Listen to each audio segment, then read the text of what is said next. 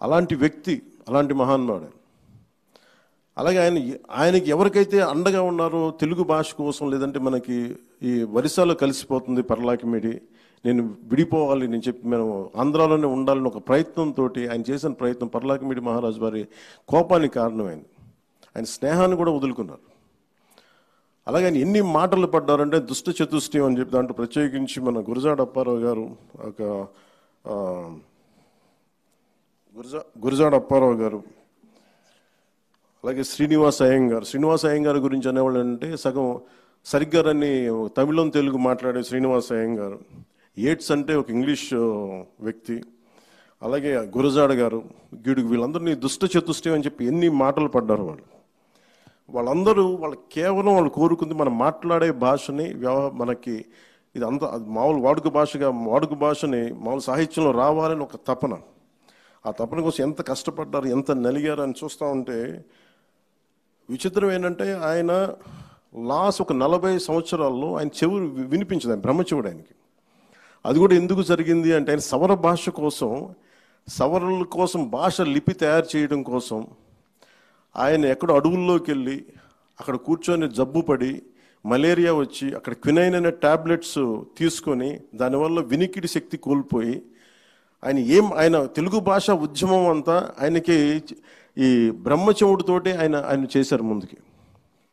అంత కష్టపడ్డ వ్యక్తి, ఆయన మీద దాడులు జరిగినాయి, ఆయన్ని అసలు నలిపేశారు అందరూ, అప్పుడున్న సనాతనవాదులందరూ. వాటన్నిటి తట్టుకొని నిలబడి ఈ రోజున మనకి వాడుక భాషను ఇచ్చిన వ్యక్తికి నివాళులు అర్పించుకోవడం మనస్ఫూర్తిగా ఆ అవకాశం మాకు ఈ విధంగా రావటం నిజంగా చాలా చాలా గర్వంగా ఉంది. ఈ గిడుగు వెంకటరామూర్తి గారి ఈ తెలుగు భాషా దినోత్సవాన తెలుగు భాషకి ముందు భాష మాట్లాడే వాళ్ళని గౌరవించాలి. తెలుగు భాష ఎలా బతుకుద్ది అంటే భాష మాట్లాడే వాళ్ళని గౌరవించాలి. ముందస్తులో ఫ్రంట్ లైన్లో ఉన్నది తెలుగు భాష అధ్యాపకులు.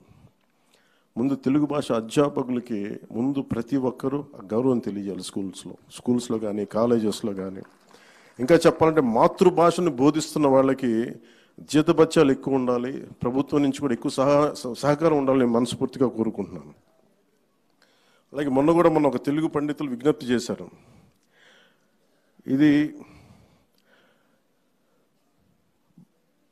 ఈ జీవో MS 77 అని చెప్పి మన రద్దు చేయండి అని చెప్పి ఒక తెలుగు పండితులు విజ్ఞప్తి చేశారు. గౌరవ ముఖ్యమంత్రి గారి దృష్టికి కూడా తీసుకొస్తున్నాను.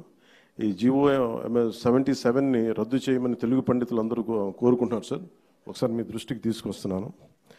ఇది భాషా పండితులకి తీవ్రమైన అన్యాయం జరుగుతుందని చెప్పి MA Telugu main subject optional సబ్జెక్ట్గా తీసుకున్న వారికి కూడా వాళ్ళు ఈ చాలా సమస్యలు ఉన్నాయి నా దృష్టికి తీసుకొచ్చి అది కూడా ఒకసారి మీ దృష్టికి తీసుకొస్తా ఉన్నాను.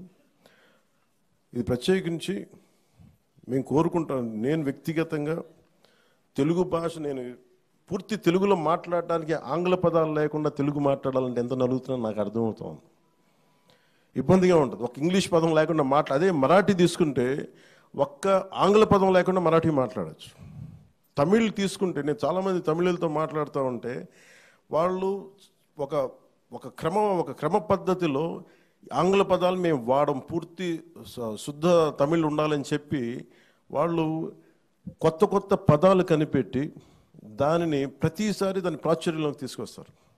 మనం అంత ప్రయత్నం చేస్తామో లేదో నాకు తెలియదు కానీ అంత కుదురుదో లేదో తెలియదు కానీ మనకున్న మాండలికాలు మనకున్న దీనివల్ల ఖచ్చితంగా మాతృభాషకి మటుకు మనం చాలా పెద్దపీట వేయకపోతే మనం చేతులు మనమే నాశనం చేసుకునే వాళ్ళం అవుతాం. అలాగే ముఖ్యంగా యువత పిల్లలకు కూడా ఇంగ్లీష్ మాట్లాడితేనే చదువులు కాదు, ఇంగ్లీష్ కావాలి అవసరం. చెప్తాను ఎవరి గురించే చదువుకున్నాం. మన గిడుగు రామూర్తి గారు ఆయన ఇంగ్లీష్ టీచర్ కానీ తెలుగు భాషను వదల. ఆయన స్ఫూర్తి నిజంగా తీసుకోవాలంటే ఇంగ్లీష్ ఉండాలి కానీ ఇంగ్లీష్ కోసం పడి చచ్చిపోకూడదు.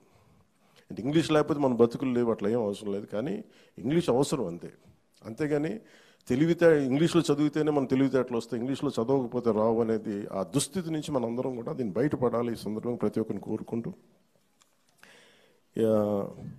ఆయన నిజంగా ఎంత బాధ వేసిందంటే ఆయన చివరి దశలో ఆయన వినికిడి జ్ఞానం లేక ఆయనకి ఒక మైక్ లాంటిది పెట్టుకుని ఎవరైనా మాట్లాడితే ఆయన చెవులు అరిచేవారంట. అట్లా ఆయన వాళ్ళ అబ్బాయిలు కూడా చెప్తా ఉంటారు. ఏదో ఒక పుస్తకాలు చదివాను. ఆయనకి తెలుగు భాషని ఆయన వాడుక భాష తీసుకునే ఉద్యమంలో ఆయన వినికిడి శక్తి కోల్పోవటం ఒక వరం అయిపోయిందండి. ఎందుకంటే బయట ప్రపంచం తెలియదు ఆయనకి. ఏమనుకున్న ఆయన ఆయన భావ తీవ్రతని ముందుకు తీసుకెళ్ళిపోయారు. ఆయన ఒక్కడు సింగిల్ హ్యాండెడ్గా ఈ రోజున తెలుగు భాష మనకు వచ్చింది, దొరికింది, వ్యవహారికంగా తీసుకొచ్చారంటే ఒక్కడు చేశాడు ఆయన.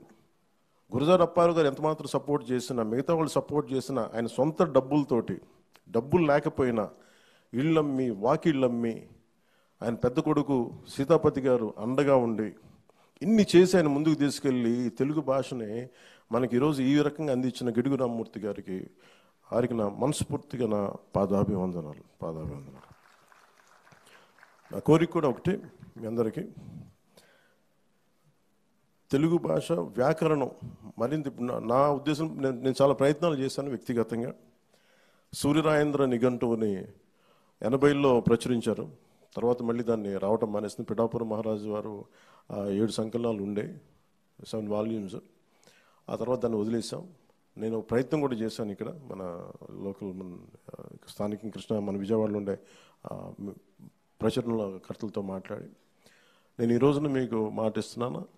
అది ప్రభుత్వం మన చంద్రబాబు గారి దృష్టికి తీసుకెళ్ళి, గౌరవ ముఖ్యమంత్రి చంద్రబాబు గారి దృష్టికి తీసుకెళ్ళి సూర్యరాయేంద్ర నిఘంటువు ఆయన ఈ భాషా దినోత్సవం సందర్భంగా ఈ సూర్యరాయేంద్ర నిఘంటువుని ఖచ్చితంగా ప్రాచుర్యం తిరిగి పునర్ముద్రణ జరగాలి. దానికి మనస్ఫూర్తిగా కృషి చేస్తాం, దాన్ని ముందుకు తీసుకొస్తామని మీకు మాటిస్తూ మరోమారు గిడుగు వెంకటరామమూర్తి గారికి వారికి కృతజ్ఞతలు, వారికి నమస్కారాలు తెలియజేసుకుంటూ సెలవు తీసుకున్నాను.